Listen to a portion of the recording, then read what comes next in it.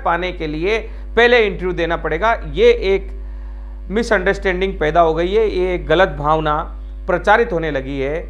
इससे उन लोगों को निराशा लगी है, उन कार्यकर्ताओं को निराशा हाथ लगी है जो अपने घर पे बैठे हैं और इंतजार कर रहे हैं कि भारत जोड़ो आंदोलन, भारत जोड़ो यात्रा जब राजस्थान पहुंचेगी तो वे अपने घर से निकलेंगे और जाके जुड़ जाएंगे। तो मैं कांग्रेस के सारे नेताओं को ये ध्यान आकर्षण करवाना चाहता हूं, राहुल गांधी को फिर आप एक परिधि में बांध रहे हैं, जिस परिधि से, जिस वलय से वो मुक्त होना चाहते हैं, फिर वापस आप उनको एक वीआईपी के घेरे में बांध रहे हैं कि राहुल गांधी को देखने के लिए कोई नहीं आएगा, जो आना चाहेगा उसको पहले इंटरव्यू से गुजरना पड़ेगा। जो ये नेतागिरी टाइप जो भावना है, इसने कांग्रेस पार्टी को खोखला किया है। हमने हर बड़े नेता के आसपास घेरा बना रखा है, मुख्यमंत्री से मिलना है तो उनसे पहले कुछ लोगों से संपर्क करना पड़ेगा और जब वो चाहेंगे तब हमारी मुख्यमंत्री से मुलाकात होगी।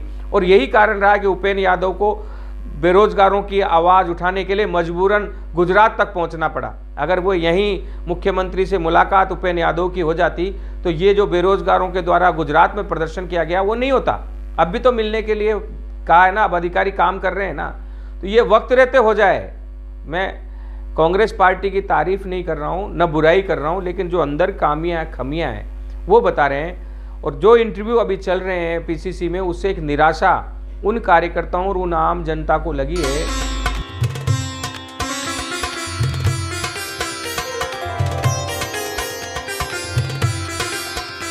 अच्छा है, बहरहाल ये एपिसोड भारत जोड़ो यात्रा की कमजोरी पर, यात्रा सबके लिए खुलना चाहिए, it should be open to all, ये होना चाहिए सबके लिए, क्योंकि राहुल गांधी सबसे मिलने के लिए निकले हैं, अकेले कांग्रेस के कार्यकर्ताओं से मिलने के लिए नहीं निकले हैं। और ये जो लाखों की भीड़ है, कांग्रेस के नेताओं को इतराने की जरूरत नहीं है। ये लाखों की भीड़ कांग्रेस जनता नहीं है, ये आम जनता है जो राहुल गांधी पर भरोसा कर रहे हैं, सोच रहे हैं कि हमें बेरोजगारी से कुछ हद तक मुक्ति मिल सकती है, हमें महंगाई से कुछ हद तक मुक्ति मिल सकती है। और एक ललक है उस व्यक्ति से मिलने की जिसके पिता ने, जिसकी दादी ने इस देश के लिए अपनी जान को कुर्बान कर दिया है। ये कांग्रेस के नेता राहुल गांधी से मिलने की भीड़ नहीं है, ये राहुल गांधी अकेले एक व्यक्तित्व के रूप में खड़े हो चुके हैं, उनसे मिलने की भीड़ है। और इस भीड़ को रोकने की जो गलत प्रयास पीसीसी राजस्थान के द्वारा किया जा रहा है उसे रोक देना चाहिए, वरना ये यात्रा राजस्थान में पिट जाएगी। मैं अनीश कुमार, गांधी टीवी के लिए, जय हिंद, वंदे मातरम, जय जगत।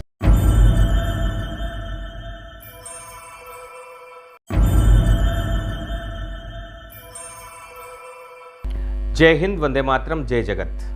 काफ़ी दिन से हम राजनीतिक विषय पर खबर नहीं दिखा रहे थे, क्योंकि ये गांधी टीवी है, गांधी टीवी मिशन पर ही अधिक फोकस करता है। तो काफ़ी दिनों से हम स्टैंड बाई जो बच्चे रेलवे के हैं हजारों, उनकी ज़िंदगी के साथ जो खिलवाड़ हो रहा था, उनकी ज़िंदगी के साथ उनके जो अच्छे भविष्य बनाए जाने के खिलाफ जो काम किया जा रहा था अधिकारियों के द्वारा, नरेंद्र मोदी प्रधानमंत्री और वैष्णव रेल मंत्री की चाहत के विपरीत और उनको बदनाम किया जा रहा था, उस पर हम खबर दिखा रहे थे। आज हम राजस्थान में हैं और राजस्थान में हम आज की एक मुख्य घटना है उसकी खबर हम दिखाना चाहते हैं, उसके बारे में हम बताना चाहते हैं।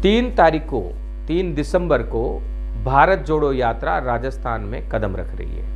एक ऐतिहासिक यात्रा है और राहुल गांधी अपने पार्टी के उन तमाम नेताओं को सबक सिखा रहे हैं इस यात्रा के द्वारा जो जनता से जुड़े बगैर अपने आलीशान बंगले में बैठकर, अपने आलीशान वाहनों में बैठकर सिर्फ अपने ही लोगों के इर्द गिर्द नाचते रहे और पार्टी की विचारधारा, पार्टी से जन जन को जोड़ने से वे भागते रहे। और एक प्रकार से अगर सिद्ध भाषा में कहा जाए, पद मिलने के बाद पद का दुरुपयोग करते हुए घोटालों में व्यस्त रहे और कांग्रेस के कार्यकर्ताओं से नहीं जुड़े, जनमानस से नहीं जुड़े। इस कारण कांग्रेस धरातल पर आ गई, बिल्कुल रसातल पर चली गई। और वहां से कांग्रेस को कैसे उठाया जाए, जनता की पीड़ा को कैसे समझा जाए, जनता को कैसे जोड़ा जाए, इसलिए भारत जोड़ो यात्रा है। भारत जोड़ो यात्रा, क्योंकि गांधी टीवी है, हम सच को सच की तरह कहते हैं। भारत जोड़ो यात्रा देश से अधिक कांग्रेस पार्टी को मजबूत कर रहा है। जी हां, यह सच्चाई है। और राजस्थान में कदम रखने से पहले भारत जोड़ो यात्रा ने अपने नाम के अनुरूप कांग्रेस के नेताओं को जोड़ना शुरू कर दिया है। लंबे समय से मीडिया में हम लोग एक खबर प्रचारित करते रहे हैं कि आप पूरे भारत को जोड़ने निकले हो और राजस्थान में आपके नेता आपस में टूटे पड़े हैं, लड़ रहे हैं। तो भारत जोड़ो यात्रा को राष्ट्रीय महासचिव केसी वेणुगोपाल ने आकर एक अच्छा स्टार्टअप दिया है। अशोक गहलोत और सचिन पायलट के जुड़े हुए हाथों को देखा, बीच में केसी वेणुगोपाल उसमें कड़ी हैं। पिछली बार जब ये झगड़ा हुआ था तब कड़ी राहुल गांधी बने थे। चूंकि राहुल गांधी अब पैदल चल रहे हैं, लेकिन 3 तारीख के बाद ये कड़ी राहुल गांधी होंगे। और एक ताकीद दी है केसी वेणुगोपाल ने, सीधे जो बयानबाजी करते हैं उन नेताओं को, कि अगर किसी ने भी किसी के ऊपर गलत बयानबाजी की या ऐसी कोई बयानबाजी की जिससे कांग्रेस पार्टी को नुकसान हो, कांग्रेस को नुकसान हो, भारत जोड़ो यात्रा को नुकसान हो, तो उसे 24 घंटे के अंदर अंदर पार्टी से निकाल बाहर कर दिया जाएगा। इसी के साथ जो शेरशाह बने हुए थे कांग्रेस पार्टी के बयानवीर, उनके बयान ठंडे हो गए हैं। लेकिन हम एक चीज दिखाना चाहते हैं, एक और राहुल गांधी जनता से जुड़ने के लिए पैदल चल रहे हैं। उनसे हर कोई मिल सकता है, बच्चा, बूढ़ा, गरीब, अमीर, कोई भी व्यक्ति किसी भी जाति का, किसी भी धर्म का हो, वो जाकर मिल सकता है। लेकिन राजस्थान में इसको बांधा जा रहा है।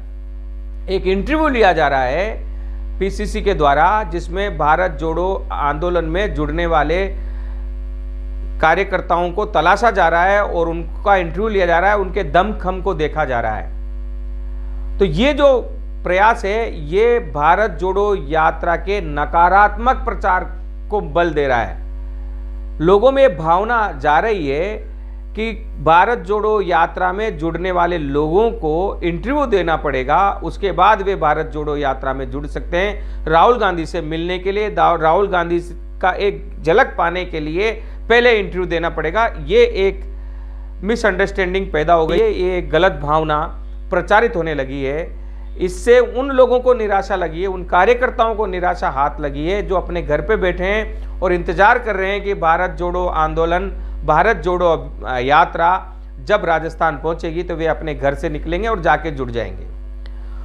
तो मैं कांग्रेस के सारे नेताओं को ये ध्यान आकर्षण करवाना चाहता हूं, राहुल गांधी को फिर आप एक परिधि में बांध रहे हैं। जिस परिधि से, जिस वलय से वो मुक्त होना चाहते हैं, फिर वापस आप उनको एक वीआईपी के घेरे में बांध रहे हैं कि राहुल गांधी को देखने के लिए कोई नहीं आएगा, जो आना चाहेगा उसको पहले इंटरव्यू से गुजरना पड़ेगा। जो ये नेतागिरी टाइप जो भावना है, इसने कांग्रेस पार्टी को खोखला किया है। हमने हर बड़े नेता के आसपास घेरा बना रखा है।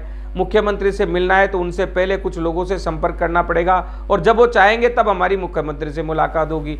और यही कारण रहा कि उपेंद्र यादव को बेरोजगारों की आवाज़ उठाने के लिए मजबूरन गुजरात तक पहुंचना पड़ा। अगर वो यहीं मुख्यमंत्री से मुलाकात उपेंद्र यादव की हो जाती तो ये जो बेरोजगारों के द्वारा गुजरात में प्रदर्शन किया गया वो नहीं होता। अब भी तो मिलने के लिए कहा है ना, अब अधिकारी काम कर रहे हैं ना, तो ये वक्त रहते हो जाए। मैं कांग्रेस पार्टी की तारीफ नहीं कर रहा हूँ, न बुराई कर रहा हूँ, लेकिन जो अंदर खामियां हैं वो बता रहे हैं। और जो इंटरव्यू अभी चल रहे हैं पीसीसी में, उससे एक निराशा उन कार्यकर्ताओं और उन आम जनता को लगी है जो कांग्रेस पार्टी से नहीं जुड़कर राहुल गांधी से जुड़ना चाहते हैं। अब वो असमंजस में है, वो सोच रहे हैं कि हमें इंटरव्यू देना होगा, अगर इंटरव्यू में पास होंगे तो ही हम भारत जोड़ो यात्रा से जुड़ सकते हैं, उनके साथ चल सकते हैं, जबकि ऐसा नहीं है। कन्याकुमारी से लेकर केरल, तमिलनाडु, कर्नाटक, गोवा, आंध्रा, महाराष्ट्र, इन तमाम स्टेटों से होता हुआ ये यात्रा मध्य प्रदेश होते हुए जब आगे बढ़ रही है तो कहीं पर भी इस प्रकार की कोई अलग से व्यवस्था नहीं है कि आपको इंटरव्यू देना पड़ेगा और इंटरव्यू देने के बाद, इंटरव्यू में पास होने के बाद ही आप यात्रा में शामिल हो सकते हो। कोई भी जा सकता है। हाँ, राहुल गांधी के साथ चलने वाले कुछ कांग्रेसी कार्यकर्ताओं के लिए अलग से इंटरव्यू की व्यवस्था है, वो पीसीसी के लोग कर रहे हैं और वो अपने स्तर पर छांट रहे हैं कि कोई गलत व्यक्ति तो इस यात्रा में नहीं जुड़ जाए या कोई ज़्यादा गंभीर बीमारी वाला व्यक्ति तो नहीं साथ में चल जाए, ताकि कहीं कोरोना काल भी है, कहीं वो बीमारी किसी और को फैल जाए। तो ये सारी चीज़ें हैं, बहुत अच्छी है। बहरहाल कांग्रेस के तमाम बड़े नेताओं को बधाई। उन्होंने राजस्थान में जो सबसे बड़ी एक बाधा थी उसे पार कर दिया है और राजस्थान में भारत जोड़ो यात्रा के आने से पहले 2 नेता एक हो चुके हैं। इनका भविष्य क्या होगा ये भविष्य बताएगा, ये विधान बताएगा, विधि का विधान बताएगा। लेकिन सचिन पायलट और अशोक गहलोत एक हो गए हैं और अशोक गहलोत ने ये कहा है कि जब राहुल गांधी ने कहा है कि दोनों नेता पार्टी के एसेट हैं तो हैं, और अब उन छोटे कार्यकर्ताओं को भी सोचना चाहिए जो इन दोनों बड़े नेताओं के चक्कर में एक दूसरे के कार्यकर्ताओं को, कांग्रेस के पार्टी के कार्यकर्ताओं को गाली दे रहे हैं। उन्हें भी सोचना चाहिए कि बड़े नेता जब भी वक्त पड़े एक हो जाते हैं। और आपके जो लड़ाई झगड़े हैं वो कई जगहों पर केस भी हुए हैं, कई जगहों पर सचिन पायलट के समर्थकों में, दूसरे समर्थकों में लड़ाई झगड़े भी हुए हैं, छोटे मोटे हाथापाई भी हुई है, गाली गलौज भी हुई है। उनका मन कैसे मिलेगा? तो इसलिए अशोक गहलोत ने कहा, जब राहुल गांधी जी ने ये कह दिया है कि दोनों नेता कांग्रेस पार्टी के एसेट है तो है, और इन दोनों नेता के जो समर्थक है, जो इनके अनुयायी है, जो इनके कार्यकर्ता हैं, वे भी एसेट है। इसका मतलब सबको एक हो जाना चाहिए। आज गांधी टीवी एक सच्चाई और गंभीरता के साथ आपको बताना चाहता है, चीन और रूस एक हो गए हैं। ये विकासवादी अति महत्वाकांक्षी देश हैं। इनका एक होना हमारे लिए अच्छा भी है और हमारे लिए बुरा भी है। लेकिन अगर बाहर से कोई दबाव आता है तो पूरे देश को भी एक होना पड़ेगा। कांग्रेस, बीजेपी, जितने भी तमाम दल है उनको भी एक होना पड़ेगा। तो मेरा सीधा सा एक कहने का तात्पर्य ये है कि वक्त है हम विकास के कार्यों में, बेरोजगारों को रोजगार दिलाने के कार्यों में और देश को सामाजिक आर्थिक रूप से उन्नत करने के कार्यों में एक हो जाएं। हम आपस में लड़ें। कांग्रेस बीजेपी की लड़ाई जरूर होनी चाहिए पक्ष विपक्ष के रूप में, लेकिन उस लड़ाई में हमें जनता को गुमराह नहीं करना है, विकास को आगे रखना है। कोई अच्छा काम करता है तो उसकी तारीफ होनी चाहिए। बीजेपी के लोग कांग्रेस को कहते हैं कि कांग्रेस ने लूट लिया पूरे देश को 70 साल में।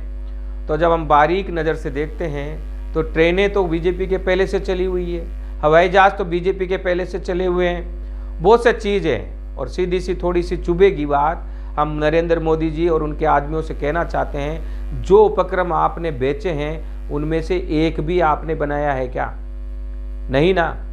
आपकी सोच अच्छी है, आप प्राइवेट फंड ला रहे हो, प्राइवेटाइजेशन बढ़ा रहे हो ताकि लोग अधिक से अधिक लोगों को रोजगार मिले और सरकार का जो मिशनरी है, सरकार के जो सरकारी तंत्र है, जो ढांचा है जिसको जंग लग गया था, वो भी काम करना शुरू करे। और उसका असर हम देख रहे हैं। रेलवे के कर्मचारी दौड़ रहे हैं, भाग रहे हैं। उन्हें डर है कि अगर हम काम नहीं करेंगे तो रेलवे भी प्राइवेटाइजेशन हो जाएगा। तो ये अच्छी बात है। और इसी प्रकार कांग्रेस के लोगों से भी हम कहना चाहते हैं कि नरेंद्र मोदी आए हैं तो अच्छा काम कर रहे हैं, देश को मजबूती से आगे बढ़ा रहे हैं। वाकई ऐसे समय में नरेंद्र मोदी जी ने एक सक्षम और सशक्त शासन दिया है, जब अलग अलग दल के लोग मिलकर खिचड़ी सरकार बनाते थे और छोटा सा आदमी भी जो 4 सांसद रखता था और 1 सांसद रखता था, वो भी किसी अच्छे अध्यादेश के आने पर अपने निजी हितों के लिए आंख दिखाता था सरकार को और उस अध्यादेश को पारित ही नहीं होने देता था और धमकी देता था कि हम समर्थन वापस ले लेंगे, सरकार गिर जाएगी। कम से कम आज वो स्थिति नहीं है और स्थितियां धीरे धीरे सुधर भी रही है। अब 1 लाख लोगों को रोजगार देने की बात कही है, आउटरीच कैंप इसमें आयोजित किए जा रहे हैं, कुछ और चीज़ें हैं और अच्छा है। बहरहाल ये एपिसोड भारत जोड़ो यात्रा की कमजोरी पर, यात्रा सबके लिए खुलना चाहिए, it should be open to all, ये होना चाहिए सबके लिए, क्योंकि राहुल गांधी सबसे मिलने के लिए निकले हैं, अकेले कांग्रेस के कार्यकर्ताओं से मिलने के लिए नहीं निकले हैं। और ये जो लाखों की भीड़ है, कांग्रेस के नेताओं को इतराने की जरूरत नहीं है। ये लाखों की भीड़ कांग्रेस जनता नहीं है, ये आम जनता है जो राहुल गांधी पर भरोसा कर रहे हैं, सोच रहे हैं कि हमें बेरोजगारी से कुछ हद तक मुक्ति मिल सकती है, हमें महंगाई से कुछ हद तक मुक्ति मिल सकती है। और एक ललक है उस व्यक्ति से मिलने की जिसके पिता ने, जिसकी दादी ने इस देश के लिए अपने जान को कुर्बान कर दिया है। ये कांग्रेस के नेता राहुल गांधी से मिलने की भीड़ नहीं है, ये राहुल गांधी अकेले एक व्यक्तित्व के रूप में खड़े हो चुके हैं, उनसे मिलने की भीड़ है। और इस भीड़ को रोकने की जो गलत प्रयास पीसीसी राजस्थान के द्वारा किया जा रहा है, उसे रोक देना चाहिए, वरना ये यात्रा राजस्थान में पिट जाएगी। मैं अनीश कुमार, गांधी टीवी के लिए, जय हिंद, वंदे मातरम।